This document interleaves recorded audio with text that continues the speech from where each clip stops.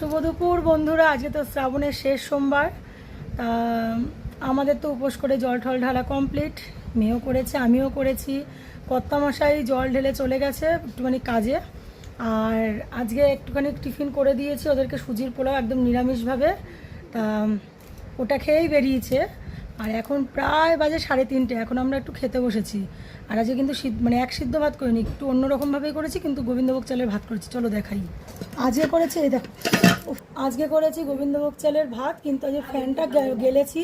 আজকে মাঠটাকে মানে ভাতটাকে উপর দিয়েছি, মাঠটা গেলেছি। দেখো বেশ শিবরাত্রির সংযমে যেমন ভাত করি সেরকম। আর তার সঙ্গে এই যে আলুটাকে সিদ্ধ করে শুকনো লঙ্কা ভেজে ঘি দিয়ে মাখা হয়েছে, মানে আলু মাখা। আর এখানে 3টে আলু সিদ্ধ রেখেছি, আমার দুটো, মেয়ের দুটো, মানে আমার একখানা মেয়ের দেড়খানা। এই দিয়ে ঘি দিয়ে খাবে। তার সঙ্গে আজকে মুগ ডাল সিদ্ধ করেছি। এই যে মুগ ডাল সিদ্ধ একটুখানি পাতলা করে।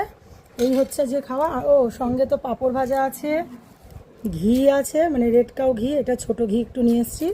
আর এই যে এক পোটলা লঙ্কা রয়েছে, সঙ্গে নুন শসা তো রয়েছেই। চলো, আজকে তো আমরা উপোস করে মানে শেষ সোমবার আজকে আমরা এইগুলো খাচ্ছি। আর রাতে তো আবার লুচি আলুর দম হবেই।